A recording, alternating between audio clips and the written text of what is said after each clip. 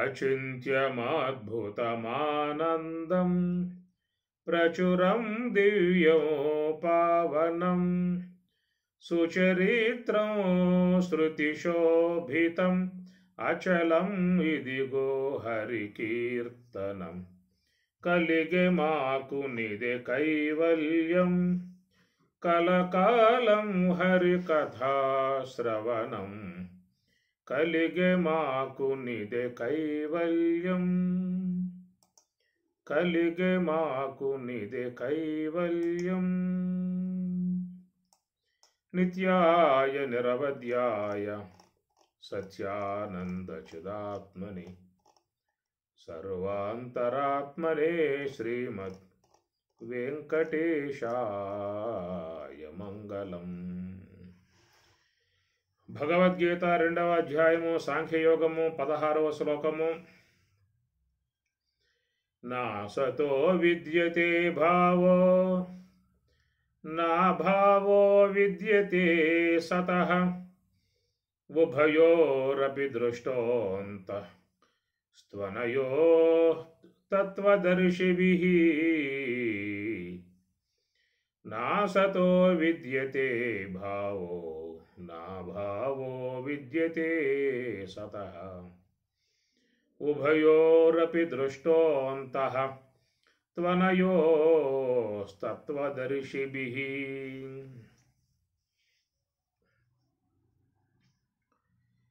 నా అసతః విద్యతే భావః నా అభావః విద్యతే సతః ఉభయోః అపి దృష్టః అంతః తు అనయోః తత్వదర్శిభిః.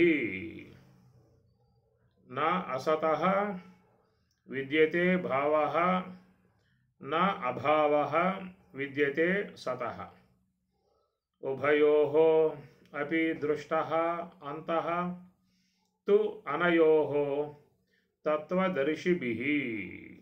ఇది అసతః లేని దానికి భావః ఉనికి నవిద్యతే లేదు.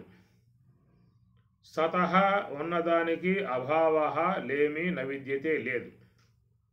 అనగా లేని దానికి ఉనికి లేదు, ఉన్నదానికి లేమి లేదు. ఇది పైపాదం యొక్క అర్థం.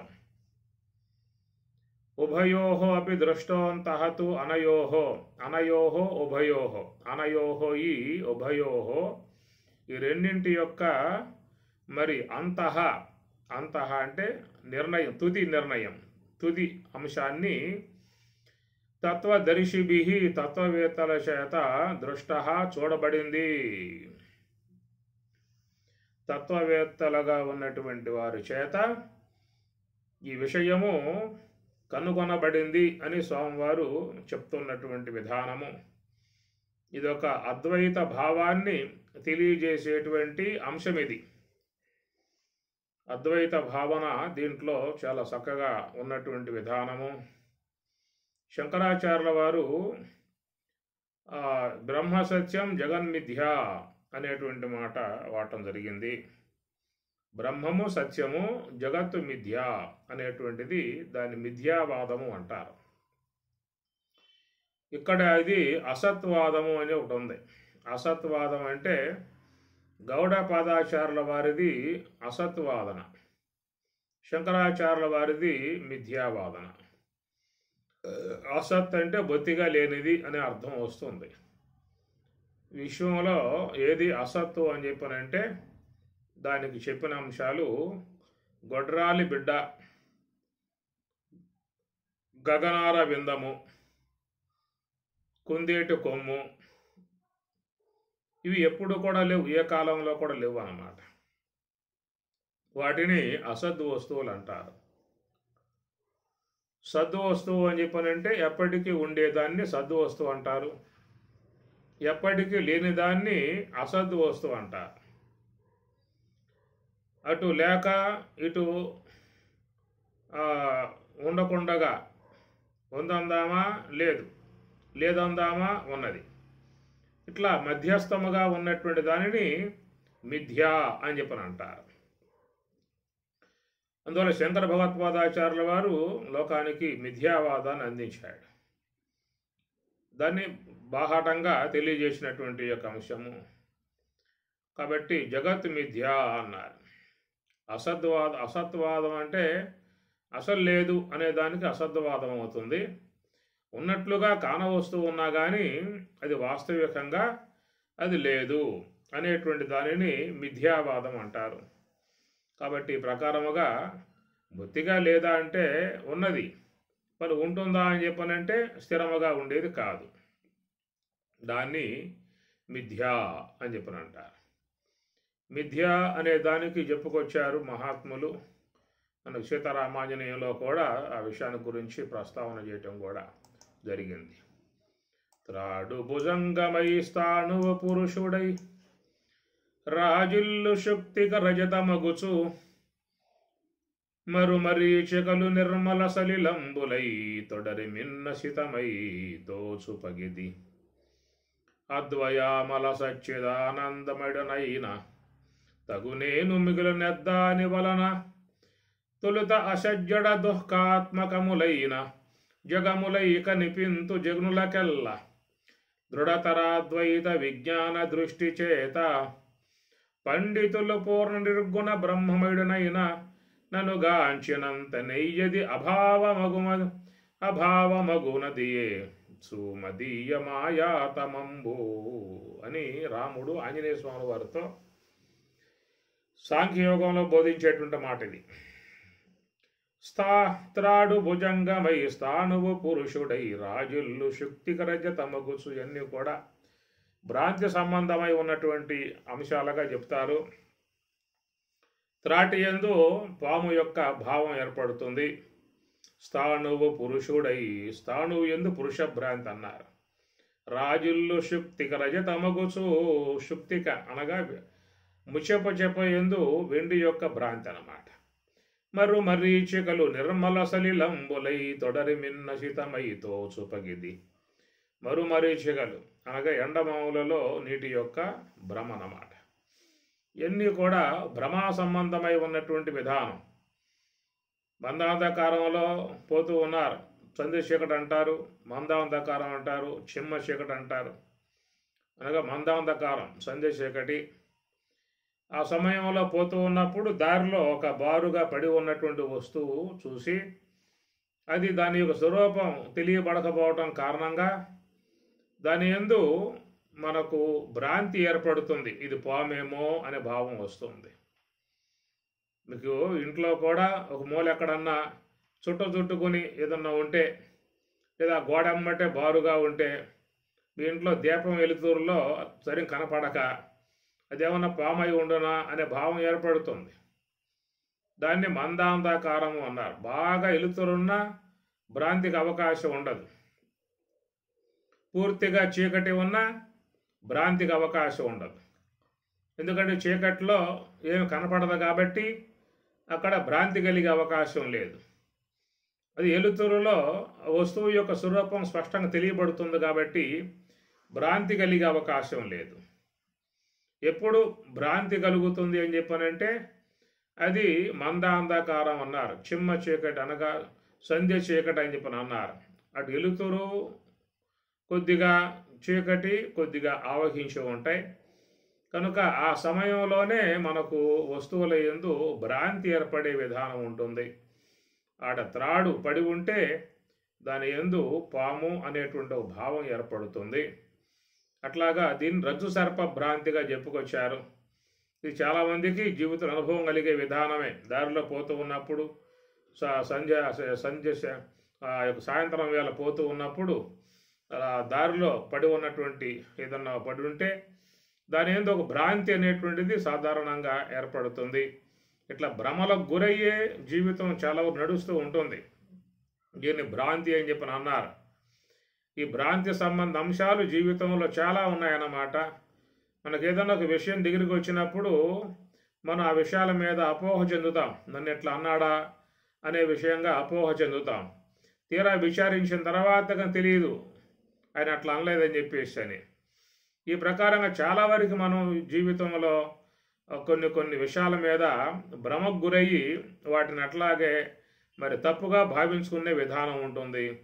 ఈ తప్పుడు జ్ఞానం అంటారు, తప్పుగా భావించుకునే విధానం అంటారు. ఇలాంటి యొక్క అపోహలతో జీవితం నడిచే విధానం చాలా వరకు కుటుంబాల్లో కూడా వస్తూ ఉంటుంది.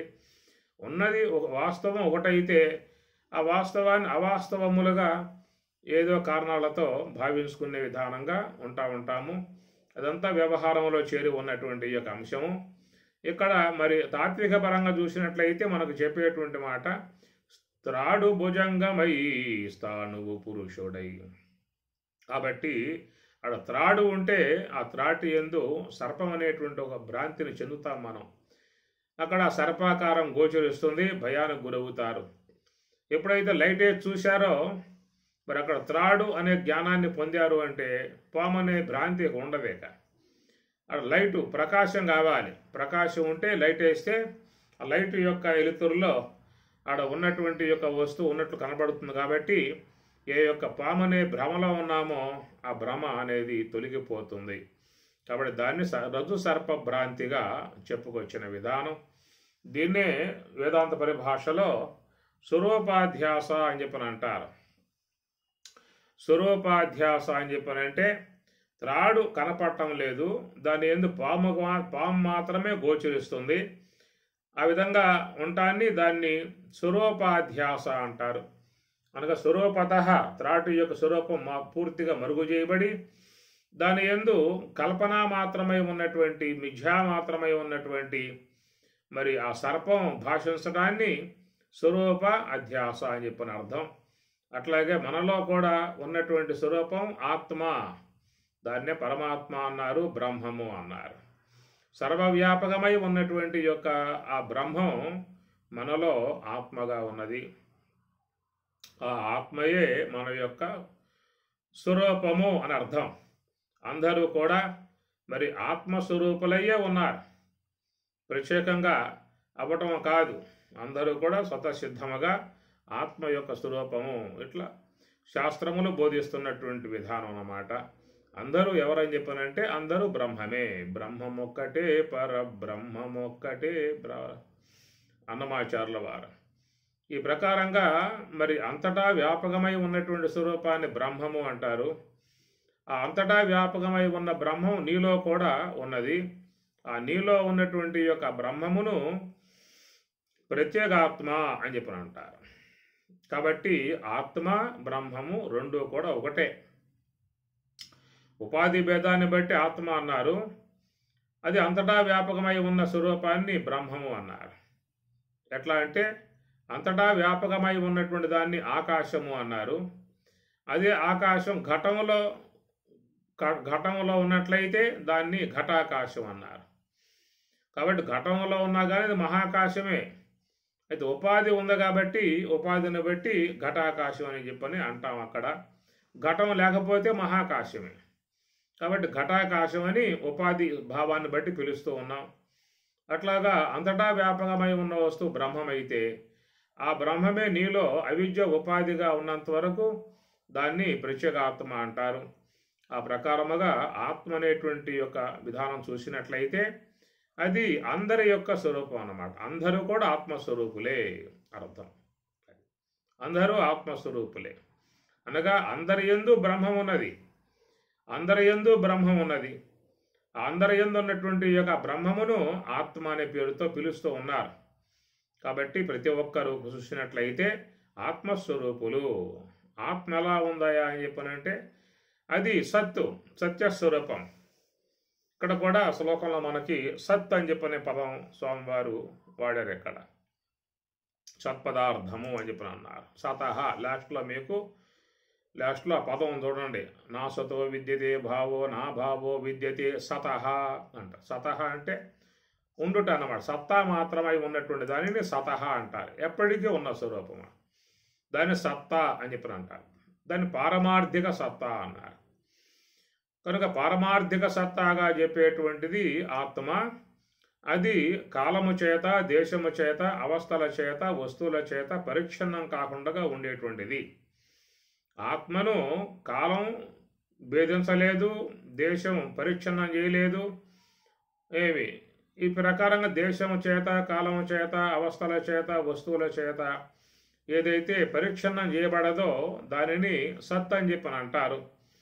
ఆ ప్రకారంగా నువ్వు బ్రహ్మము యొక్క స్వరూపం ఆత్మ అనేటువంటి విధానముగా లక్షణములు, బ్రహ్మములో లక్షణాలు నీలో కూడా ఉన్నాయో లేవో చూసుకో, తెలిసిపోతుంది. బ్రహ్మము చెప్పుకొచ్చారు తైత్రీయంలో, సత్యం జ్ఞానం అనంతం బ్రహ్మ ఆనందో బ్రహ్మేతి విజానాత్ ఆనందాత్యవ ఖలు యుమాని భూతాని జాయంతే. అందువల్ల బ్రహ్మమనబడేటువంటి స్వరూపాన్ని సత్యము, జ్ఞానము, అనంతము, ఆనందం అన్నారు. ఇక్కడ ఆ బ్రహ్మమునందలి సద్వస్తువు యొక్క లక్షణం మాత్రమే స్వామివారు చెప్తున్నమాట సతహ అనే మాట. ఈ ప్రకారంగా మరి ఆ సద్వస్తు ఎట్లా ఉందా అని చెప్పనంటే దేశము చేత, కాలము చేత, అవస్థల చేత, వస్తువుల చేత పరిచ్ఛిన్నం కాకుండా ఉన్నటువంటి స్వరూపాన్ని బ్రహ్మము, సత్తా మాత్రము అంటారు. కనుక అసత్ అంటే ఎప్పుడూ కూడా లేని దాన్ని అసత్ అంటారు. ఎప్పుడూ లేదది. గొడ్రాలి బిడ్డ, గగనార విందము, మనుష్య శృంగాలు, కొద్దేటి కొమ్ములు ఈ లోకంలో ఎక్కడా లేవు, ఎవరికి లేవు. లేని పదార్థాన్ని అసత్ అని చెప్పని అంటారు. దానికి వేరుగా ఉన్నదాన్ని సద్వస్తువు అంటారు. ఆ సద్వస్తువు అనేది అన్ని కాలాల్లో, అన్ని దేశాల్లో, అన్ని అవస్థలలో, అన్ని వస్తువులలో వ్యాపకమై ఉన్నటువంటి స్వరూపాన్ని సద్వస్తువు అని చెప్పని అన్నారు. ఆ సద్వస్తువు యొక్క లక్షణాలు ప్రతి ఒక్క వ్యక్తిలోనూ భాషిస్తూ ఉన్నాయన్నమాట. ఎందుకంటే అందరూ కూడా ఆత్మస్వరూపులు కాబట్టి. దేహం నేను అని చెప్పి అనుకోవటం భ్రాంతి, అజ్ఞానం అది. ఎందుకంటే ఆ దేహం వచ్చి కొద్ది కాలం అయ్యింది, కొద్ది రోజులు ఉంటుంది, తర్వాత ఆ దేహం కాస్త పోతుంది. అందువల్ల ఆ దేహమునందు మనకు ఒక అధ్యాస ఏర్పడింది అన్నమాట. అజ్ఞాన కారణంగా దేహమునందు ఆత్మాధ్యాస ఏర్పడింది. నేను దేహము, పుట్టాను, చస్తాను, ఫలానా గోత్రము, నామము, పేరు, స్త్రీని, పురుషుణ్ణి, బ్రహ్మచారిని, గృహస్థుని, వానప్రస్థుణ్ణి అనేటువంటివన్నీ కూడా దేహభావాన్ని బట్టి తోస్తూ ఉన్నాయన్నమాట. వాస్తవికంగా చూస్తే నువ్వు దేహం కాదు. ఆ దేహానికి విలక్షణముగా దేహము యొక్క లోపల ఉన్నటువంటి చేతన స్వరూపముగు ఆత్మయే నీవు. ఇది మనకు శాస్త్రం చెప్పే మాట. ఆత్మయగు నీవు ఎట్లా ఉన్నావు అంటే సత్యస్వరూపుడవై ఉన్నావు, జ్ఞానస్వరూపుడవై ఉన్నావు, ఆనంద స్వరూపుడవై ఉన్నటువంటిది నీ యొక్క స్వరూపత లక్షణాలు అన్నమాట. అనగా సత్యస్వరూపుడు అని చెప్పానంటే నువ్వు ఎప్పటికీ ఉన్నావు, అన్ని కాలాల్లో ఉన్నావు, అన్ని దేశాల్లో ఉన్నావు, అన్ని అవస్థలలో ఉన్నావు. నువ్వు జాగ్రత్త అవస్థలో ఉన్నావు, స్వప్నావస్థలో ఉన్నావు, సుషుప్తి అవస్థలోనూ ఉన్నావు. కనుక ఉన్నావా అని చెప్పనంటే ఏమంటాం? ఉన్నాను అని చెప్పి అంటాం కదా. ఎక్కడున్నా నువ్వు? జాగ్రత్త అవస్థలో ఉన్నావా? ఉన్నాను అంటారు. స్వప్నావస్థలో ఉన్నావా? ఉన్నాను అన్నారు. సుషుప్తి అవస్థలో ఉన్నావా అంటే ఉన్నాను అని చెప్పాలి. ఒకవేళ నీకు చెప్పడం రాకపోతే మాత్రం చెప్పాల్సిన మాటలు ఇవే. ఉన్నాను అని చెప్పి అన్నప్పుడు నేను జాగ్రత్త అవస్థలో ఉన్నాను. జాగ్రత్త అవస్థలో ఉండి ఎట్లా ఉన్నానని చెప్పానంటే ఈ నేత్రాది ఇంద్రియముల ద్వారా బయట ఉన్నటువంటి శబ్ద, స్పర్శ, రూప, రస, గంధాది విషయాలని తెలుసుకుంటూ ఉన్నాను అని అర్థం. ఉన్నాను అన్నప్పుడు ఎట్లా ఉన్నావు అంటే నేత్రం ద్వారా చూస్తూ ఉన్నాను, చెవి ద్వారా వింటూ ఉన్నాను, నాలుక ద్వారా రుచులు గ్రహిస్తూ ఉన్నాను, ముక్కు ద్వారా గంధాన్ని ఆఘ్రానిస్తూ ఉన్నాను, కాళ్ళ ద్వారా వస్తూ పోతూ ఉన్నాను, చేతుల ద్వారా ఇచ్చి పుచ్చుకుంటూ ఉన్నాను. ఇట్లాగా ఆ ఉన్నటువంటి యొక్క నేను ఈ కరచరణాదులతో నేత్రాది ఇంద్రియాలతో పనిచేస్తూ ఉన్నాను, విషయాలు తెలుసుకుంటూ ఉన్నాను అని అర్థం. మరి ఆ జాగ్రత్త అవస్థలో ఉన్నప్పుడు ఈ తెలుసుకునేటువంటి యొక్క నీవే నిద్రపోతే లేవా అని చెప్పి అన్నట్లయితే ఏం చెప్పాలి? చాలామంది అంటూ ఉంటారు, నిద్రపోయానండి నాకేం తెలియదు అనే మాటలు వాడుతూ ఉంటారు. నిద్రపోయిన తర్వాత నువ్వు ఉన్నావు. ఎట్లా ఉన్నావు అంటే నాకేమీ తెలియదు అనేటువంటి మాట వాడేవాడిగా ఉన్నావని చెప్పానంటే నాకేమీ తెలియదు అనేటువంటి అజ్ఞానాన్ని నీ యందు ఆరోపితం చేసుకున్నావు. కానీ నీకు తెలుస్తూ ఉన్నది. ఏమి తెలుస్తూ ఉన్నది? నిద్రపోయినప్పుడు ఏ స్వప్నములైతే ఏర్పడుతూ ఉన్నాయో ఆ స్వప్నాలని నువ్వు చూస్తూ ఉన్నావు కదా. నిద్రపోయినప్పుడు డ్రీమ్, కళ, దాన్ని స్వప్నం అన్నారు. అది అందరికీ వస్తాయి స్వప్నాలు. కనుక ఆ విధంగా వచ్చినప్పుడు ఆ స్వప్నాలను నువ్వు చూసేవాడివిగా ఉన్నావు లోపల. ఆ స్వప్నాలకి నువ్వు సాక్షిగా ఉన్నావు. అయితే నిద్రపోయాను నాకేమీ తెలియదు అని చెప్పి అంటూ ఉన్నావు కదా, అది దేని విషయంలో వాడుతున్నావు ఆ మాట? నిద్రపోయాను నాకేమీ తెలియదు అని చెప్పి అన్నావు అంటే ఆ నిద్రా సమయంలో నీకు ఈ బయట ఉన్నటువంటి శబ్ద స్పర్శ రూప రస గంధములు తెలియబట్టం వల్ల, అందువల్ల నిద్రపోయాక నాకేమీ తెలియదు అని చెప్పి అంటున్నావు అంటే ఆ తెలియదు అనేటువంటి యొక్క మాట దేని యందు వాడాలి? బయట ఉన్నప్పుడు, జాగ్రత్త అవస్థలో ఉన్నప్పుడు నేత్రాది ఇంద్రియముల ద్వారా ఈ బయట ఉన్నటువంటి శబ్ద స్పర్శ రూప రస గంధాది విషయాలు తెలుసుకుంటూ ఉన్నావో, నిద్రపోయినప్పుడు అవి తెలియబట్టం వల్ల. నిద్రా సమయం తెలియబడకపోవడం కారణం ఏమిటి అంటే ఆ నిద్రా సమయంలో ఈ బాహ్యేంద్రియములు పనిచేయటం వల్ల.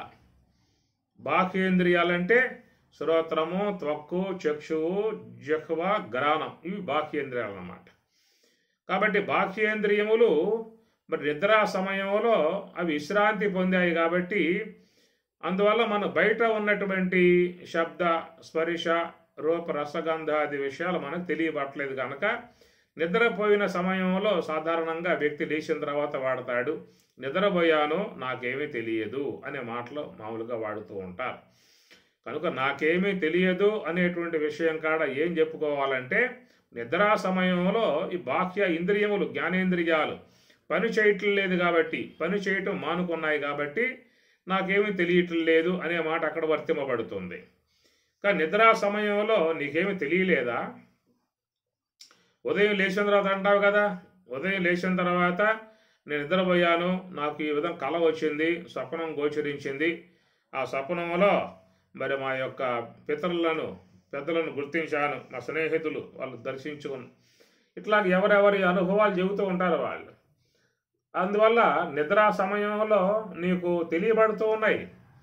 ఆ స్వప్నాలను నువ్వు గాంచుతూ ఉన్నావు, స్వప్నాలకు నువ్వు సాక్షిగా ఉన్నావు.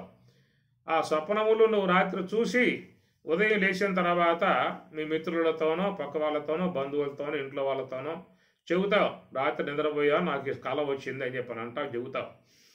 కనుక ఆ విధంగా చెప్తున్నావు అంటే అక్కడ నువ్వు ఉన్నట్లే కదా. ఆడ నువ్వు ఉండి ఆ వచ్చిన కళను చూసి పొద్దున్నే చెబుతూ ఉన్నావు. ఇది గుర్తుపెట్టుకోవాల్సిన అంశం. లేక నీవేమన్నా కలగంటే మీ పక్కన ఎవరన్నా మీ పిల్లకాయలు ఎవరన్నా ఉండి వాళ్ళు ఏమన్నా చూసి నువ్వు లేచిన తర్వాత నువ్వు రాత్రి కలగన్నావు అని చెప్పని ఆ కళ గురించి వాళ్ళు చెబుతున్నారా, నువ్వు చెబుతూ ఉన్నావా?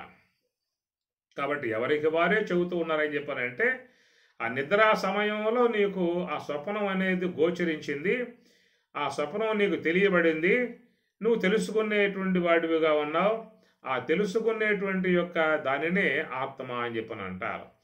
కనుక నిద్రపోయాను నాకేమీ తెలియలేదు అనే మాట వాడుతున్నావంటే నిద్రా సమయంలో జ్ఞానేంద్రియాలు పనిచేయటం మానుకున్నాయి కాబట్టి అక్కడ బయట ఉన్నటువంటి విషయాలు తెలియబట్టలేదు కనుక నాకేమీ తెలియదు అనే మాట వాడావు. కానీ నిద్రా సమయంలో తెలియబడుతూ ఉన్నాయి, అవే స్వప్నాలు అన్నమాట.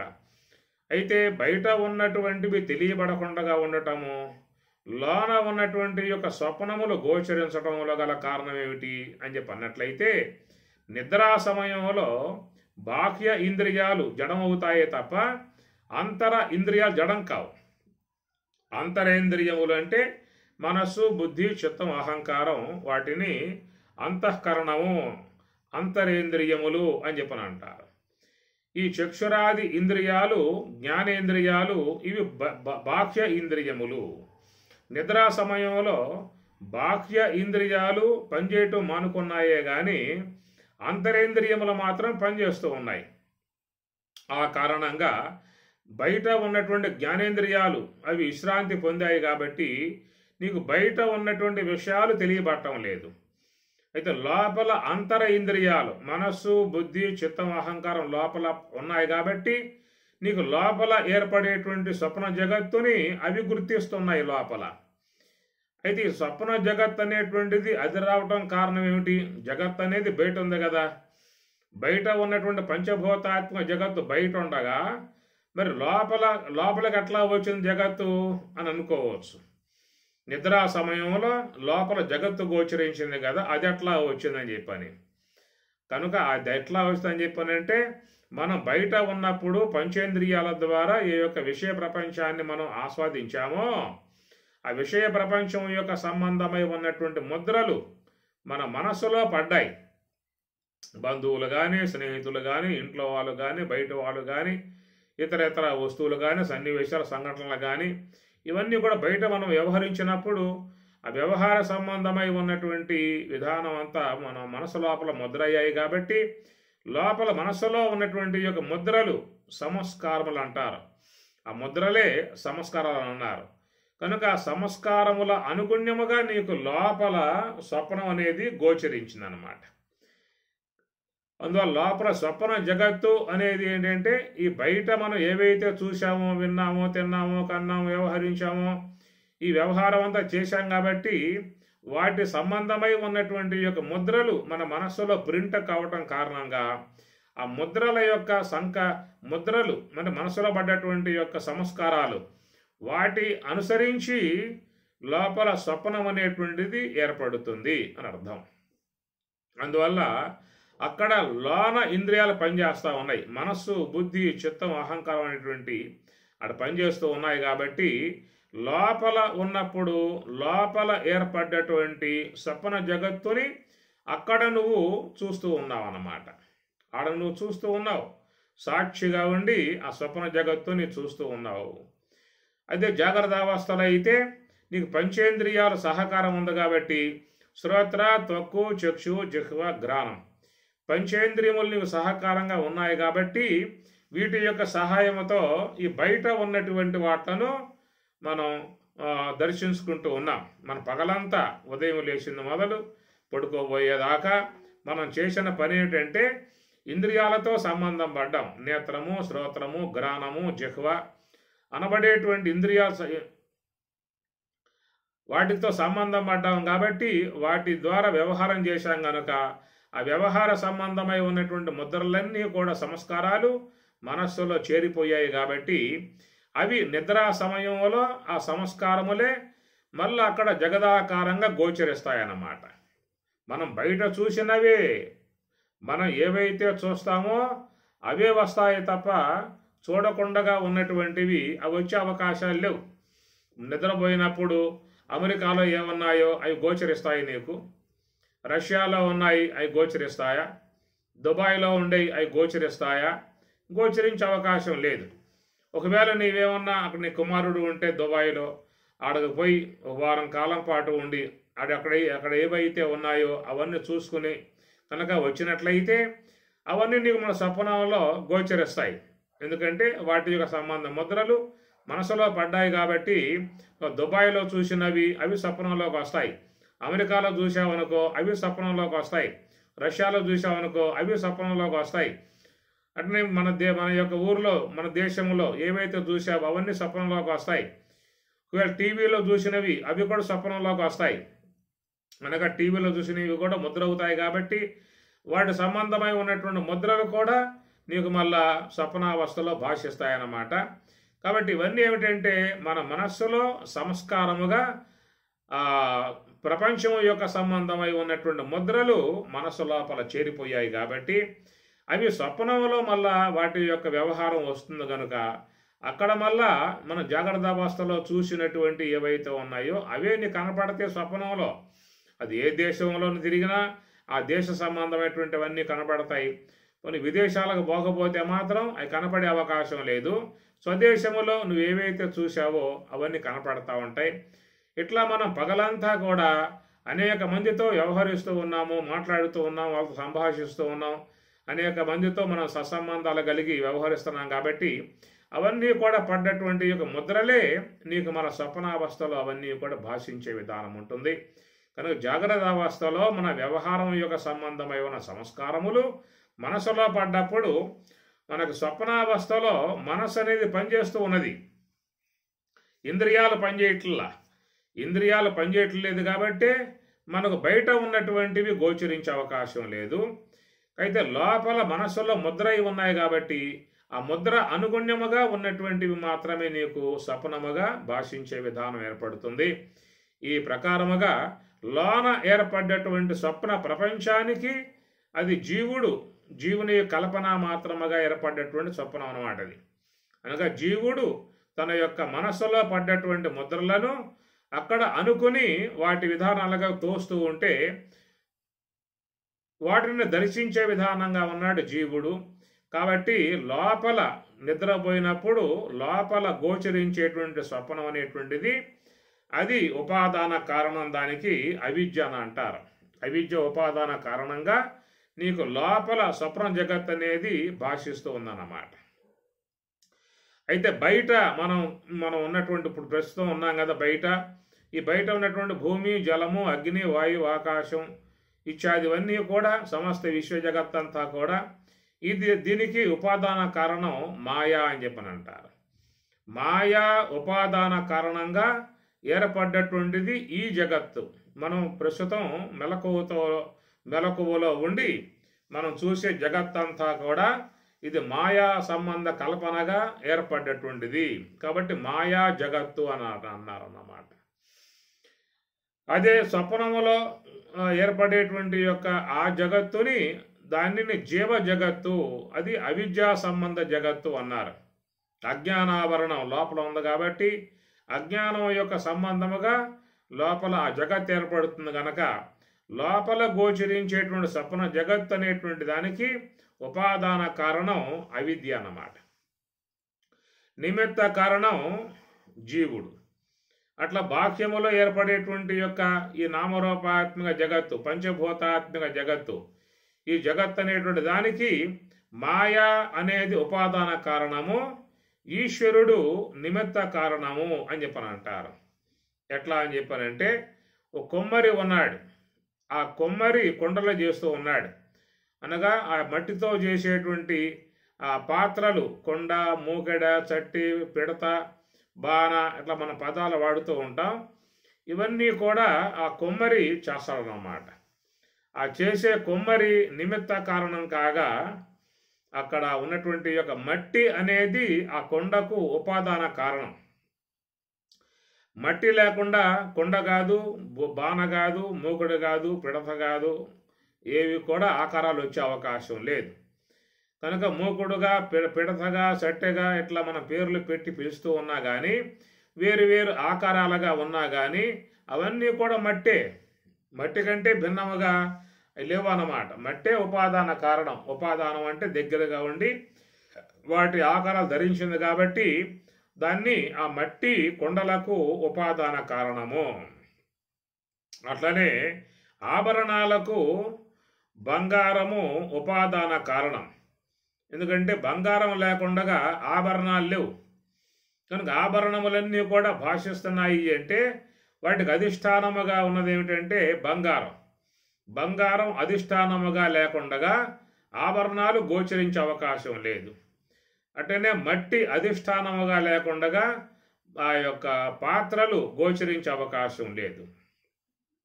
ఈ ప్రకారముగా మరి ఆ బంగారమునందు ఆభరణములు భాషించినట్లుగా మట్టి యందు ఆ ఘటాదులు భాషించినట్లుగా దీనిని ఉపాదాన కారణము, నిమిత్త కారణము అన్నారు.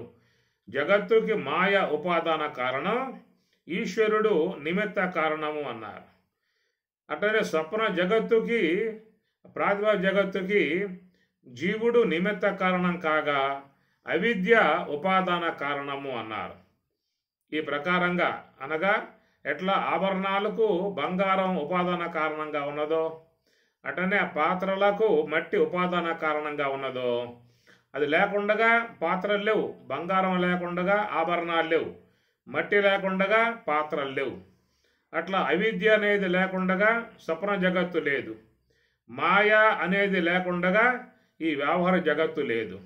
అందువల్ల ఈ వ్యావహారిక జగత్ అనేది మాయా సంబంధ కార్యముగా గోచరిస్తూ ఉన్నది.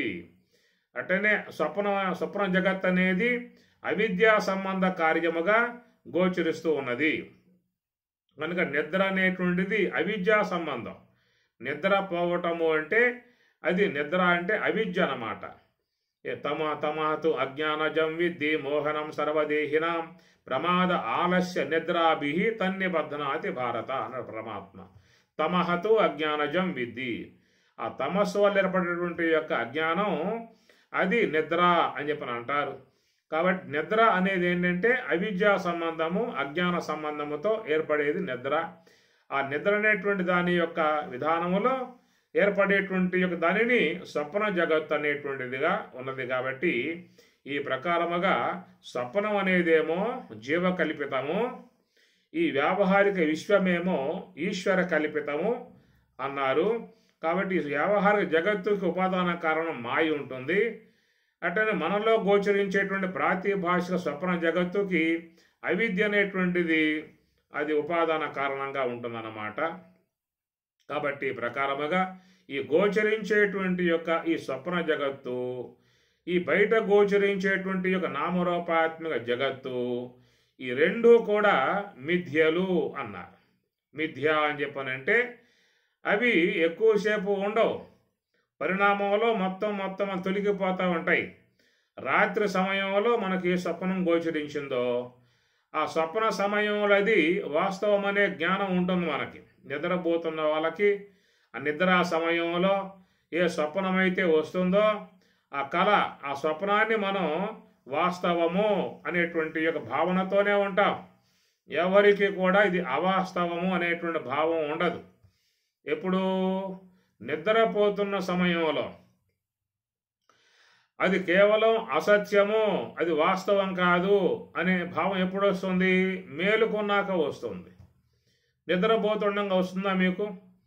మీరు నిద్రపోతూ ఉన్నారు, ఏమి ఆ నిద్రలో మరి ఒక అక్కడ ఒక ఏదైనా మీకు డబ్బు పోయింది అనుకోండి, ఏదైనా వస్తువు పోయింది, ఆ నిద్రలో ముఖ్యమైనటువంటి యొక్క వ్యక్తి చనిపోయాడు, లేదా ఇంట్లో ఉన్న వస్తువులు మొత్తం దొంగిలింపబడ్డాయి.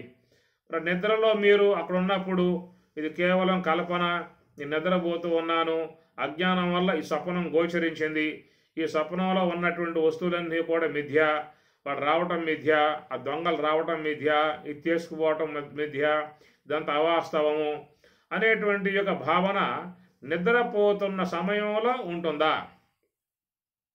ఉండదు.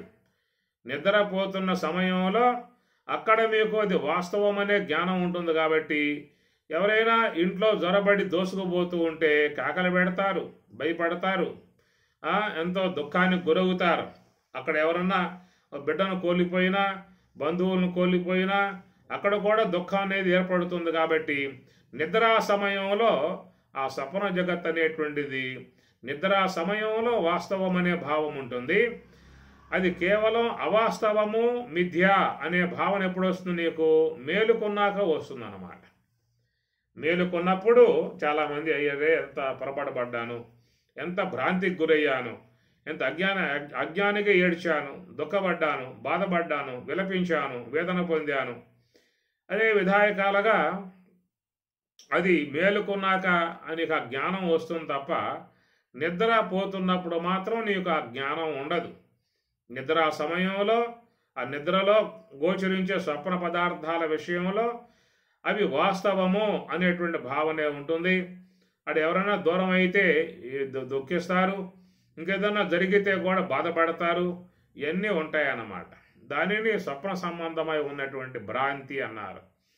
ఆ స్వప్న సంబంధమై ఉన్నటువంటి యొక్క భ్రాంతి పోవాలని చెప్పనంటే మరి ఆ నిద్రలో ఉండగా అది పోయే అవకాశం లేదు.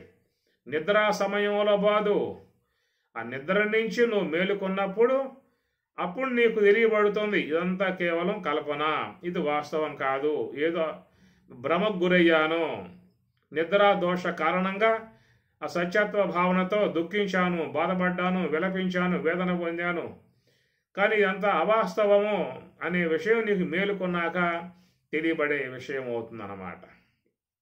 అది నిద్రా సంబంధముగా గోచరించేటువంటి యొక్క దాన్ని ప్రాతిభాషిక జగత్తు అన్నారు. నిద్రలో ఏ స్వప్నమైతే స్వప్న పదార్థాలు గోచరిస్తున్నాయో ఆ జగత్తుని, స్వప్న జగత్తుని ప్రాతిభాషిక జగత్తు అంటారు. ప్రాతిభాషిక జగత్తు అంటే ప్రతీతి కాలంలో మాత్రమే గోచరిస్తుంది, ఆ తర్వాత దానికి ఉనికి అనేది ఉండదు. అనగా నిద్రా సమయంలో మాత్రమే గోచరిస్తుంది, మేలుకున్నాక అది ఉండదు. అందువల్ల దాన్ని ఏమన్నారంటే ప్రాతిభాషిక జగత్తు అన్నారు. అనగా నిద్రా సమయంలో మాత్రమే గోచరిస్తుంది. అది మేలుకున్న తర్వాత దాని ఉనికి ఉండదు కాబట్టి అది కేవలం ప్రాతిభాషిక జగత్తు, దాన్ని మిథ్యా అన్నారు. ఎందుకంటే మేలుకుంటే లేదు, నిద్రా సమయంలో అయితే ఉన్నది, మేలుకుంటే లేదు. ఆ లేని కారణంగా దాన్ని ఏమంటారంటే మిథ్యా అంటారు. కలలోని సిరులెల్లా కనువూర్పులేగాక మెలకువ చూడ అవి మెరసీనా. కలలోని సిరులెల్లా కనువూర్పులేగాక అని అన్నమాచార్యుల వారు పాడతారు. మెలకువ చూడ అవి మెరసీనా, అలివేనులా మేలు ఆశపాటేగాక తలపు వెంకటపతి తగిలినా. తలపు వెంకటపతి తగిలినా. ఏడవల పేడ మచ్చిక ఏడశుద్ధులు, ఏడవల పేడ మచ్చిక ఏడశుద్ధులు. ఆడుకొన్న మాటలల్లా అవి నిజాలా. వైరాగ్య సంబంధముగా అన్నమాచార్యుల వారు ఎంతో గొప్ప జ్ఞానాన్ని తత్వంలో బోధిస్తారు. కలలోని సిరులెల్లా కనువూర్పులేగాక. నిద్రపోయినప్పుడు అద్భుతంగా గోచరిస్తాయి స్వప్నమంతా కూడా. ఆ కన్రెప్పలు తెరిచాము అని చెప్పారంటే ఒక్కటి కూడా ఉండలేక, అది కేవలం దాన్ని మిథ్యా అన్నారు. స్వప్న జగత్తు మిథ్యా, దాన్ని ప్రాతిభాషికము అని చెప్పని అంటారు. అట్లా మరి మేలుకున్నాక మనం గోచరించేటువంటి జగత్తు ఇక్కడ కూడా ఒకటి ఉన్నది, పంచభూతాత్మిక జగత్తు. భూమి, జలము, అగ్ని, వాయువు, ఆకాశము, ఈ పంచభూతాత్మికముగా ఉన్నటువంటి జగత్తు ఇక్కడ గోచరిస్తూ ఉన్నది. ఇక్కడ గోచరించేటువంటి యొక్క ఈ జగత్తు నిద్రలోకి పోతే అక్కడ గోచరించదు. నిద్రలోకి పోతే గోచరించే జగత్తు మేలుకుంటే అది గోచరించదు. నిద్రపోతే ఇది గోచరించదు, మేలుకుంటే అది గోచరించదు అన్నమాట. ఈ ప్రకారంగా ఉన్నటువంటి యొక్క విధానములో మరి నిద్రలో గోచరించే జగత్తునేమో ప్రాతిభాషిక జగత్తు అన్నారు. మేలుకున్నాక గోచరించే జగత్తునేమో వ్యావహారిక జగత్తు అనే పదాలు వాడారు. ప్రాతిభాషిక జగత్తు, వ్యావహారిక జగత్తు. జగత్ అంటే ఎందుకన్నారు? జ అంటే పుట్టడము, గత్ అంటే పోవటం, గమ్ముల గతవు. ఇది ఒక పరిణామశీలం, ప్రవాహ రూపకంగా పోతా ఉందన్నమాట. మనకు ఆ ప్రవాహం తెలియబడకుండగానే ఈ జగత్తు యొక్క ప్రవాహం అనేది ఒక అనుస్యూతముగా అనుక్షణం కదిలిపోతా ఉన్నది. ఏమి కనుక ఈ ప్రకారంగా పుడుతూ ఉన్నది, పోతున్నది, పుడుతుంది, పోతున్నది. ఇట్లా పోయేటువంటి యొక్క జగత్తు కనుక దీన్ని వ్యావహారిక జగత్తు అన్నారు. కాబట్టి ఇది మనకు వ్యవహార యోగ్యంగా ఉన్నది. భూమిని వాడుకుంటూ ఉన్నాం, జలం వాడుకుంటూ ఉన్నాం, అగ్ని వాడుకుంటూ ఉన్నాం, వాయువు వాడుకుంటూ ఉన్నాం, ఆకాశం వాడుకుంటూ ఉన్నాం, సూర్యప్రకాశం వాడుకుంటూ ఉన్నాం, చంద్రప్రకాశం వాడుకుంటూ ఉన్నాం, లత గుల్మాదులు వాడుకుంటూ ఉన్నాం, కూరగాయలు వాడుకుంటూ ఉన్నాం, పప్పులు వాడుకుంటూ ఉన్నాం, బియ్యం వాడుకుంటూ ఉన్నాం. ఇట్లా విశ్వంలో అందరూ కూడా అన్నింటినీ వాడుకుంటూ ఉన్నారు. చక్కగా వాటితో వ్యవహారం చేసుకుంటూ ఉన్నారు. వాడుకోవటం ఏముంది? భూమిని నమ్ముకుంటూ ఉన్నారు, బతుకుతూ ఉన్నారు. జలాన్ని అమ్ముకుంటూ ఉన్నారు, అది బతుకుతూ ఉన్నారు. అగ్ని అమ్ముకుంటూ ఉన్నారు, అట్లాగూ బతుకుతూ ఉన్నారు. వాయువుని అమ్ముకునే వాళ్ళు ఉన్నారు, అలాగా బతికే వాళ్ళు ఉన్నారు. ఆకాశాన్ని అమ్ముకుంటూ ఉన్నారు, అలాగనే బతుకుతూ ఉన్నారు. ఇట్లా వాళ్ళ వ్యాపారానికి కూడా మంచి విధానముగా ఉపయుక్తముగా ఉన్నాయన్నమాట. కాబట్టి ఈ విధంగా వ్యవహరించుకోవటానికి, వినియోగించుకోవటానికి ఉన్నటువంటిది కాబట్టి దీనిని వ్యవహార జగత్తు అన్నారు. కాబట్టి ఇది ఈశ్వర కల్పితమై ఉన్నటువంటి జగత్తు కాబట్టి వ్యవహారముగా ఉండే విధానము. ఇది కాలాంతరములో మళ్ళా దీనికి లేకుండా పోయే విధానం ఉంటుంది. స్వప్నం అనేది కొద్దిసేపు మాత్రమే ఉండిపోతుంది. ఈ జగత్ అనేదేమో కొద్ది కాలంగా కొనసాగి ఆ తర్వాత కాలగర్భములో కలిసిపోయే విధానము అవుతుందన్నమాట. కాబట్టి ఈ ప్రకారంగా ఉన్న జగత్తు రెండు కూడా, ఒకటేమో జీవుడు కల్పించుకునేది, మరొకటేమో ఈశ్వరుడు కల్పించింది. ఈశ్వరుడు కల్పించిందేమో మనం మేలుకొని ఉన్నప్పుడు దాంతో సంబంధం పడి వ్యవహారం చేసుకుంటూ ఉన్నాము. జీవుడు కల్పించేదేమో నిద్రా సమయంలో స్వప్న రూపముగా ఆడ వ్యవహరించుకుంటూ మనం ఉంటూ ఉన్నాం. కాబట్టి మనకు దృగ్గోచరమై కనపడేటువంటి యొక్క నామరూపాత్మకములు రెండు అన్నమాట. బయట గోచరించేటువంటి యొక్క ఈ నామరూపాత్మక వ్యావహారిక జగత్తు, నిద్రా సమయంలో గోచరించే నామరూపాత్మక జీవ జగత్తు, మనోసంబంధ జగత్తు అన్నారు. ఈ రెండు జగత్తులో కూడా పరిణామశీలమై ఉన్నటువంటివే. పరిణామశీలమై ఉన్నటువంటివి కాబట్టి ఏమన్నారు ఇక్కడ అంటే జగత్తు. జ అంటే పుట్టటము, గత్ అంటే పోవటము, గమ్ముల గతవు జని ప్రాదుర్భావే. కాబట్టి ప్రకారముగా ఈ రెండు జగత్తులు కూడా ఏమిటంటే, ఒకటేమో అవిద్య అజ్ఞాన సంబంధముగా జీవ జగత్తు గోచరిస్తూ ఉన్నది, మరొకటేమో మాయా కల్పనా విధానముగా మన ఎదురుగా ఉన్నటువంటి జగత్తు కనబడుతూ ఉన్నవి. ఈ రెండు కూడా పరిణామశీలము. కాలాంతరములో దీనికి ఉనికనేటువంటిది ఉండదు.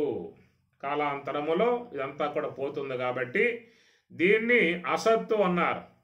నా సతో విద్యతే భావో నా భావో విద్యతే సతః. నా సతో నా అసతః విద్యతే భావః. నా అసతః, అసతః అంటే లేనిది అని చెప్పి అర్థం. అసతః అంటే లేనిది. లేనిది అనే దానికి భావః ఉనికి, నవిద్యతే లేదు అని అర్థం. కాబట్టి ఈ ప్రకారంగా ఏంటంటే ఇది అసత్తు కిందే వస్తుంది. అసతః అంటే లేనిది అని చెప్పి అర్థం వస్తుంది. లేనిది, ఈ లేనిది అభావః, భావః ఉనికి, నవిద్యతే లేదు అనే మాట ఇది చాలా అద్వైత భావన. అద్వైత భావన, స్వరూప భావన. అద్వైతం అంటే స్వరూప భావన. అద్వ అంటే రెండవది లేనిది అనగా భగవంతుడు ఎలాంటి వాడు? అద్వయ స్వరూపుడు, రెండవది లేనివాడు. అందువల్ల బ్రహ్మమును ఏకం అనే పదంతో చెప్పుకొస్తారు. ఏకమేవా అద్వితీయం బ్రహ్మ అంటుంది వేదం. ఏకం అద్వితీయం, రెండవది లేనిది, కేవలం సత్తా మాత్రమై ఉన్నటువంటిది బ్రహ్మము అని అర్థం. కనుక ఆ బ్రహ్మమునందు అయితే ఏవి కూడా లేవు. అనగా ఇప్పుడు చెప్పుకున్నటువంటి మాయా కల్పన సంబంధమై ఉన్నటువంటి ఈ వ్యావహారిక జగత్తు కానీ, అవిద్యా సంబంధమైనటువంటి ప్రాతిభాషిక జగత్తు కానీ, ఈ రెండు కూడా బ్రహ్మమునందు స్వరూపమునందు మాత్రం లేవు అన్నారు. ఎందుకంటే ఆ బ్రహ్మమునందు మాయా లేదు, అవిద్య లేదు. ఇవి కేవలం మరి ఆ జీవుని యందు అవిద్య గోచరిస్తూ ఉన్నది, ఈశ్వరుని యందు మాయా ఉపాధి గోచరిస్తూ ఉన్నది. ఇక్కడ గోచరించేటువంటియే తప్ప స్వరూపంలోకి పోయావనుకో అక్కడ ఈ రెండు ఉండవన్నమాట. ఈ రెండు ఉండవనేటువంటి మాట నీకు ప్రత్యక్షంగా అందరికీ కూడా మరి యథార్థ విధానంగా గోచరిస్తూ ఉన్నది. ఎక్కడ అని చెప్పనంటే, మీరు నిద్రలో గాఢ నిద్ర పొందినప్పుడు అక్కడ మీకు స్వప్న జగత్తు లేదు, వ్యావహారిక జగత్తు లేదు. గాఢంగా నిద్ర వస్తుంది మనిషికి, దాని సుషుప్తి అవస్థ అన్నారు. అనగా 3 అవస్థలు మనకు ఉన్నాయి కదా, జాగ్రత్త అవస్థ, స్వప్నావస్థ, సుషుప్తి అవస్థ అనేది 3 ఉంటాయి అన్నమాట. జాగ్రత్త అవస్థ అనేది ఏంటంటే ఈ శరీరముతో సంబంధం పడ్డప్పుడు మనకు జాగ్రత్త అవస్థ గోచరిస్తుంది. రెండవది సూక్ష్మదేహం, నిద్రా సమయంలో సూక్ష్మదేహముతో సంబంధం పడ్డప్పుడు దాని కారణంగా స్వప్నావస్థ కనబడుతుంది. ఈ స్థూలదేహము, సూక్ష్మదేహము, గోళకాత్మిక స్థూలదేహము, ఇంద్రియాత్మిక సూక్ష్మదేహము అన్నారు. ఈ రెండింటితో సంబంధం లేనటువంటిది సుషిప్తి అన్నమాట. సుషిప్తి అంటే అది కారణదేహం, మూడవది కారణదేహం అంటారు. ఆ కారణదేహం వద్దకు గనక నువ్వు పోయి ఉన్నావు అంటే ఆ సుషిప్తిలో ఉన్నప్పుడు నీకు స్వప్నము గోచరించదు, జాగ్రత్త అవస్థ గోచరించదు. అనగా స్వప్నము లేదు, జాగ్రత్త అవస్థ లేదు. ఎప్పుడంటే నువ్వు సుషుప్తిని పొందినప్పుడు. కనుక సుషుప్తిని పొందినప్పుడే నీకు రెండింటి ఉనికి లేకుండా పోయింది అన్నప్పుడు, ఇక మహాత్ములు యోగ సమాధిని పొందినప్పుడు పూర్తిగా లేవు అక్కడిక. మహాత్ములు ధ్యానము ద్వారా పొందేది దాన్ని యోగ సమాధి అంటారు.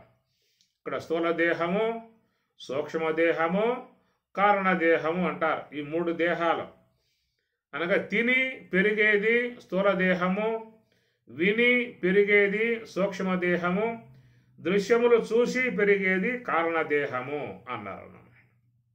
ఇట్లా రోజు మొత్తం మీద అందరూ కూడా ఈ మూడు దేహాలతో సంబంధం పడే మూడు అవస్థలను పొందుతూ ఉన్నాం. అనగా దేహముతో సంబంధం పడ్డప్పుడు జాగ్రత్త సంబంధమైన అనుభవం కలుగుతుంది.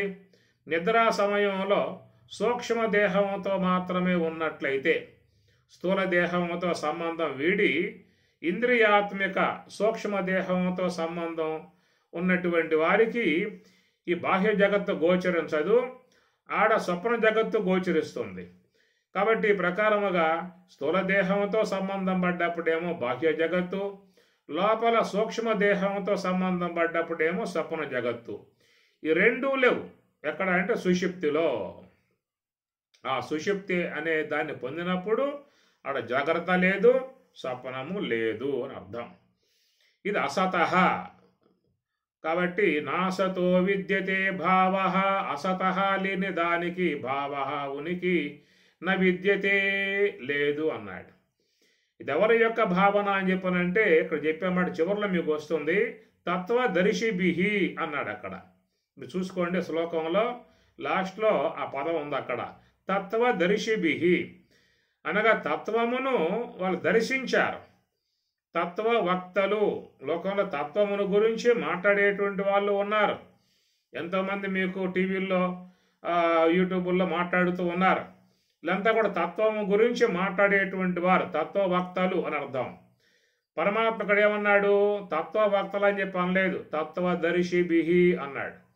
అంటే తత్వమును దర్శించినటువంటి వారు. మరి ఆ తత్వం దర్శించింది ఎవరు అని చెప్పానంటే, ఎవరైతే ధ్యానము ద్వారా నివృత్తి మార్గంలో పైనుంచి యోగ సమాధిని పొందుతారో ఆ యోగ సమాధిని పొంది ఉన్నటువంటి వారు మాత్రమే తత్వమును దర్శించి ఉన్నటువంటి వారు అనే అర్థం అన్నమాట. కాబట్టి వారు యోగ సమాధి అన్నారు. యోగ సమాధి అంటే దానికి చెప్పుకొచ్చిన అర్థం నిర్మలం తం విజానీయాత్తు షడూర్మిరహితం శివం ప్రభాశూన్యం మనశూన్యం బుద్ధిశూన్యం నిరామయం సర్వశూన్యం నిరాభాసం సమాధిస్తస్య లక్షణం అని ఇట్లాగా శాస్త్రంలో సమాధి అనేటువంటి మాటను మహాత్ములు భగవద్గీతలో స్వామివారు చెబుతూ ఉన్నారు. మీకు భగవద్గీత 2వ అధ్యాయం, ఈ అధ్యాయంలోనే చివరిలోకి పోతే అర్జునుడు ప్రశ్న వేశాడు. స్థితః ప్రజ్ఞస్య కా భాష సమాధిస్తస్య కేశవ స్థితదీహి కిం ప్రభాసేత కిమాసేత వ్రజేత కిం. సమాధిని పొంది ఉన్నటువంటి యొక్క ఆ మహానుభావుడు ఎట్లా ఉంటాడు, ఏ విధంగా ఉంటాడు, ఎట్లా మాట్లాడతాడు, ఎట్లా వ్యవహరిస్తాడు అనే విధానంగా ఆయన ప్రశ్నలు వేస్తాడు. దాన్ని సమాధి అని చెప్పని అంటారు. సమాధి అని చెప్పనంటే మీరు మళ్ళీ వేరే అర్థాలకు పోమాకండి. సమాధి అన్నప్పుడు సమ అంటే బ్రహ్మం, ధి అంటే బుద్ధి. సమానగా బ్రహ్మం, ధి అంటే బుద్ధి. ఎవరి యొక్క బుద్ధి, ఎవరి యొక్క అంతఃకరణం, ఎవరి యొక్క మనస్సు అయితే బ్రహ్మములో చేరిపోయి ఉంటుందో అలాగా అనుభవాన్ని పొంది ఉన్నటువంటి వాళ్ళ దానిని సమాధి అన్నారు. సమ అంటే బ్రహ్మం అన్నమాట. బ్రహ్మమును పొంది ఉన్నటువంటి వారు. కనుక ఈ బ్రహ్మమును పొందటం అని చెప్పనంటే అది కూడా సాధన ఉండాలి. సాధనతో సాధ్యమవుతుంది తప్ప అది మాటలతో సాధ్యమయ్యేది కాదు. మాటల వల్ల ఆ బ్రహ్మము యొక్క స్వరూప విధానం అవగాహనలోకి వస్తుంది తప్ప అనుభవానికి రాదు. ఇప్పుడు పాయసము అన్నారు. అదొక పదార్థం. పాయసం అంటే పదార్థం. కనుక అది తయారు కావాలంటే ఏమేం కావాలి అని అన్నట్లయితే, అయ్యా అది తయారు కావాలంటే పాలు కావాలి, చక్కెర కావాలి, ఇంకా మరి జీడిపప్పు కావాలి, యాలుక్కాయలు కావాలి, పచ్చకర్పూరం కావాలి, ఇట్లాగా దానికి సంబంధించిన వస్తువులన్నీ ఉంటాయన్నమాట. అవన్నీ కూడా మరి వినాలి ముందు. పాయసం అనే పదం విన్నప్పుడు ఆ పదార్థం అనేది ఎట్లాగా తయారు చేయాలని చెప్పనంటే దానికి కావాల్సిన వస్తువుల గురించి ముందు వినాలి. విన్న తర్వాత ఆ విధంగా తయారు చేసే విధానం కూడా తెలుసుకోవాలన్నమాట. ఈ తెలుసుకోవటాన్ని అవగాహన అన్నారు. ఆ పదార్థం యొక్క సంబంధమై ఉన్నటువంటి జ్ఞానం కలిగింది, దాన్ని అవగాహన అన్నారు. అది విన్నంత మాత్రంతో నీకు అనుభవానికి వస్తుందా, నోరు తీపవుతుందా, రుచి ఏర్పడుతుందా, దాని విధానం ఆస్వాదించే అవకాశం ఏర్పడుతుందా? లేదు. కేవలం విన్నాం కాబట్టి అది పాయసం అట, అది ఎట్లా ఉంటుందట, తయారు చేసుకోవటం ఇలా చేసుకోవాలట, దాని పదార్థాలు ఇవి కావాలట అన్నటువంటి సంబంధమై ఉన్నటువంటి యొక్క స్వీకరించావు. ఆ పదార్థాన్ని గురించినటువంటి విషయాల గురించి అవగాహన చేసుకున్నావు. ఆ తర్వాత ఏం చేస్తావంటే మరి టౌన్కు పోతావు, షాపుకు పోతావు, అక్కడ చక్కెర కొనుక్కున్నావు, సగ్గుబియ్యం కొనుక్కున్నావు, ఇంకా యాలక్కాయలు కొనుక్కున్నావు, జీడిపప్పు కొనుక్కున్నావు. దానికి ఏ యొక్క వస్తువులు కావాలో అవన్నీ కూడా కొనుక్కొని మరి ఇంటికి వచ్చి స్టవ్ రాజేసి దాని మీద ఒక పాత్ర పెట్టి దాంట్లో నీళ్ళు పోసి దాంట్లో మరి సగ్గుబియ్యం పోసి చక్కెర వేసి దాని జీడిపప్పు వేసి, ఇదంతా నాకు తెలియదు, ఊరికి చెబుతూ ఉన్నాను, మీకు అనుభవం కాబట్టి మీరు చూసుకోండి అంతా కూడా. ఇట్లాగా మరి ఆ మంట రాజేసి చేసినప్పుడు ఆ యొక్క బ్రహ్మాండంగా సుగంధాలు వస్తాయి. కాబట్టి ఆ తర్వాత నువ్వు కనుక స్వీకరించావు అంటే ఆ పాయసం అంటే ఏమిటో, దాని యొక్క మాధుర్యం ఏమిటో ప్రత్యక్షంగా అనుభవం పొందావు. ప్రత్యక్షానుభవము అన్నారు. ఇందాక ఉన్నది ఏమిటంటే పరోక్ష జ్ఞానము. పరోక్ష జ్ఞానం అంటే ఆ పదార్థాన్ని గురించి వాళ్ళు చెప్పగా అవన్నీ విన్నావు, పదార్థాలు రాసుకున్నావు, తయారు చేసే విధానం కూడా రాసుకున్నావు. ఈ విధంగా చేసుకోవటాన్ని అవగాహన అన్నారు. దీన్ని పరోక్ష జ్ఞానం అంటారు. అలా పరోక్ష జ్ఞానం కలగాలి ముందు. పరోక్ష జ్ఞానం కలిగితేనే అపరోక్ష జ్ఞానాన్ని పొందే అవకాశం ఉంటుంది. అసలు పరోక్ష జ్ఞానమే లేకపోతే ఇంకా ఆ పదార్థాన్ని తయారు చేసుకునేదని ఎట్లా వస్తుంది నీకు? కాబట్టి ముందు పరోక్ష జ్ఞానం కావాలి. ఆ పరోక్ష జ్ఞానం అంటే దాని యొక్క సంబంధమై ఉన్నటువంటి అవగాహన. ఆ విధంగా అవగాహన చేసుకుని ఆ తర్వాత పదార్థ స్వీకరణ చేసుకుని దాన్ని ప్రాక్టికల్గా దాన్ని ఎట్లా చేయాలో చెప్పినట్లుగా అప్రాసం చేసుకుంటూ పోయినట్లయితే ఆ పదార్థం ఏర్పడ్డప్పుడు దాన్ని గ్లాసులో పోసుకొని కాస్త చల్లార్చుకొని నోట్లో వేసుకున్నట్లయితే, సపడించినట్లయితే అప్పుడు నీకు కలిగేటువంటి జ్ఞానం దాన్ని ప్రత్యక్ష జ్ఞానం అన్నారు. దాన్ని అపరోక్ష జ్ఞానం అని చెప్పని అంటారు. కాబట్టి పరోక్ష జ్ఞానం ఇతరుల వల్ల వస్తుంది, అపరోక్ష జ్ఞానం నీకు ప్రత్యక్ష అనుభవం వల్ల ఏర్పడుతుంది. ఆ ప్రకారముగా బ్రహ్మము యొక్క విషయం కూడా శాస్త్రములు బోధిస్తూ ఉన్నాయి, మహాత్ములు బోధిస్తూ ఉన్నారు. అవన్నీ కూడా మనం విన్నప్పుడు ఓహో బ్రహ్మమట, ఎట్లా ఉంటుందట, ఈ విధంగా ఉంటుందట అనే విషయాన్ని గురించిన అవగాహన పొందుతాము. ఆ తర్వాత గురువు ద్వారా బ్రహ్మోపదేశాన్ని పొంది యోగ సాధన మార్గంలో ప్రయాణం చేసినప్పుడు అక్కడ నీకు ఆ అనుభవం కలిగే అవకాశం ఏర్పడుతుంది. ఆ విధముగా ధ్యానంలో కూర్చోవాలి. క్రమంగా అనాత్మంతా కూడా రాలిపోవాలి. ఇదంతా కూడా ప్రక్రియ ఉంటుంది, సాధనా సంబంధ ప్రక్రియ ఉంటుంది. అది ధ్యానములో మనకు అనుభవానికి వస్తుంది, కూర్చుంటే అనుభవానికి వస్తుంది అన్నమాట. కూర్చోవాలి. ఆ కూర్చుని అంశం అంతా పరమాత్మ 6వ అధ్యాయంలో బోధించాడు. అట్లా ఆ యొక్క అనుభవాన్ని పొందినటువంటి యొక్క విధానంలో మహాత్ముల విషయం కూడా చెప్పుకొచ్చారు. అట్లా శమీక మహర్షి మీకు భాగవతం ప్రథమ స్కందంలో ఆ యొక్క అంశం వస్తుంది. అక్కడ చూసుకోండి మీరు కావాలంటే. భాగవతము ప్రథమ స్కందంలో శమీక మహర్షి ధ్యానం చేసే అంశాన్ని గురించి చెప్పుకొస్తారు. ఆ ధ్యానములో కలిగే అనుభవం అంతా కూడా మనకి వేదవ్యాసుల వారు మనకు అక్కడ ఆ సన్నివేశంలో చెప్పుకొస్తారు. మెలగుట సాలించి మీలిత నేత్రుడై శాంతుడై కూర్చుండు జడతలేక ప్రాణమనో బుద్ధి పంచేంద్రియంబులు బహిరంగ వీధుల బారనీక జాగరణాధిక స్థానత్రయము దాటి పరమమై ఉండెడి పదము తెలిసి బ్రహ్మభూతత్వ సంప్రాప్త విక్రయుడై అని ప్రకారంగా మనకి ఆ శీర్ష పద్యంలో పోతన చెప్పుకొస్తాడు. మెలగుట సాలించి మీలత నేత్రుడై శాంతుడై కూర్చుండి జడతలేక ప్రాణ మనోబుద్ధి పంచేంద్రియంబులు బహిరంగ వీధుల బారనీక అని ఈ విధముగా ధ్యానంలో కూర్చుని మనస్సుని బహిర్ముఖం పోనివ్వకుండగా, సంకల్పాల్లోకి పోనివ్వకుండగా ఆ శ్వాస గమనంలో మనసును పెట్టి నిశ్చలముగా ధ్యానం చేసే కొద్దీ అనాత్మంతా మొత్తం కూడా జడమై చివరికి ఆత్మ ఒక్కటే మిగలటము, ఆత్మ యొక్క తత్వంలో లీనం కావటాన్ని దాన్ని యోగ సమాధి అనే మాటగా చెప్పుకొస్తారు. ఈ ప్రక్రియ మరి మహాత్ములందరూ కూడా ఆచరించి ఉన్నారు. రమణ భగవానుడు కానీ, లక్ష్మణారులు కానీ, వివేకానంద, రామతీర్థ, తోతాపురి, పరమహంస, యాజ్ఞవల్కి, వశిష్ఠుడు, జమదగ్ని, సుఖ భగవానుడు, వీళ్ళందరూ కూడా ప్రహ్లాదుడు, సుఖ భగవానుడు, వీళ్ళందరూ కూడా ఆ కోవకి చేరినటువంటి వారు, ఆ స్వరూపానుభవాన్ని పొందినటువంటి వారు. వాళ్ళు ఏ యొక్క అనుభవాన్ని పొందారో దానిని ఇక్కడ పరమాత్మ తత్వదర్శిభిః అనగా తత్వదర్శిభిః తత్వమును దర్శించి ఉన్నటువంటి వాళ్ళ చేతనే ఈ విషయం అనేటువంటిది వాళ్ళ గోచరించింది అని చెప్పని అన్నారు. కాబట్టి ఈ విషయం మనకి పూర్ణంగా తెలియాలని చెప్పి అన్నట్లయితే మనం కూడా అలాంటి యొక్క అనుభవాన్ని పొంది ఉన్నట్లయితే తప్ప మనకు తెలిసే అవకాశం లేదు. ఏదా అని చెప్పనంటే నాసతో విద్యతే భావ అన్నాడు. నా అసత విద్యతే భావ, అసత లేని దానికి భావ ఉనికి నవిద్యతే లేదు అనే మాట మనకు తెలియాలని చెప్పి అన్నట్లయితే మనం కూడా తత్వదర్శిభిః అనేటువంటి దాంట్లో ఆ కోవలో చేరగలిగితే మనకు కూడా గోచరించే అవకాశం ఉంటుంది అని అర్థం అన్నమాట.